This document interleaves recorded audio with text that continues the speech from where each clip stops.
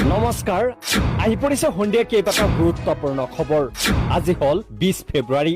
অসমৰ লগতে ভাৰতৰ বিভিন্ন প্ৰান্তৰ কেইবাটাও গুৰুত্বপূৰ্ণ খবৰ যুগুত হৈছে।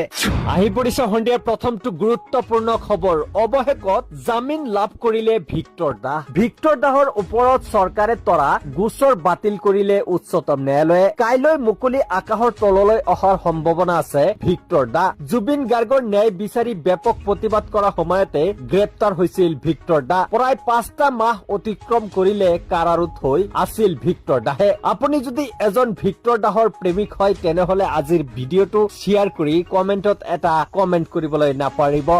আহি পৰিছে আন এটা গুৰুত্বপূৰ্ণ খবৰ। জুবিন গাৰ্গ অসম আৰু অসমীয়াৰ বাবে আছিল এক আবেগ। বাৰে বাৰে অসমলৈ আহিও যি কাম কৰা নাই প্ৰধানমন্ত্ৰী আৰু গৃহমন্ত্ৰীয়ে সেই কাম কৰিলে কংগ্ৰেছৰ নেতা প্ৰিয়ংকা গান্ধীয়ে।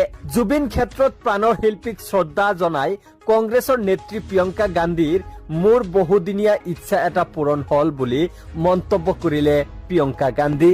অসমৰ জনতাৰ কণ্ঠ আছিল জুবিন গাৰ্গ। জুবিন গাৰ্গৰ মৃত্যুৰ সমগ্ৰ ভাৰতে গম পাই গল জুবিন গাৰ্গ কোন আছিল। এই কথাও মন্তব্য কৰিলে প্ৰিয়ংকা গান্ধী। আপুনি যদি প্ৰকৃত এজন জুবিন অনুৰাগী আৰু প্ৰিয়ংকা গান্ধীক ভাল পায় তেনেহলে আজিৰ ভিডিঅ'টো শ্বেয়াৰ কৰি কমেন্টত এটা কমেন্ট কৰি যাব।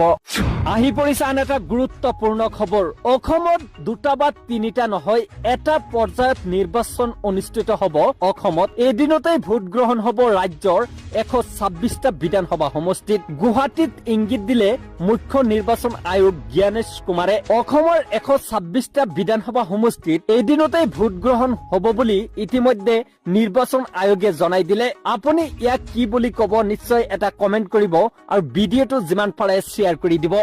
আজি 5টা মাস অতিক্ৰম কৰিলে জুবিনৰ মৃত্যুই। অসমৰ হিয়াৰ আমোদ জুবিন গাৰ্গৰ মৃত্যুৰ ন্যায় দিব বুলি কৈছিল মুখ্যমন্ত্ৰী ডক্টৰ হিমন্ত বিশ্ব শৰ্মাই। লগতে এয়াও কৈছিল জুবিন গাৰ্গৰ মৃত্যুৰ যদি আমি ন্যায় দিব নোৱাৰো তেনেহলে বিজেপিক ভোট দিব নালাগে। এতিয়া 5টা মাস অতিক্ৰম কৰিলে নিৰ্বাচন সন্মুখত আহিলে তথাপিও জুবিনৰ মৃত্যুৰ এতিয়াও তদন্ত অব্যাহত আছে। আপুনি জুবিন গাৰ্গৰ মৃত্যু যদি বিচাৰে তেনেহলে আজিৰ ভিডিঅ'টো যিমান পাৰে শ্বেয়াৰ কৰি দিব।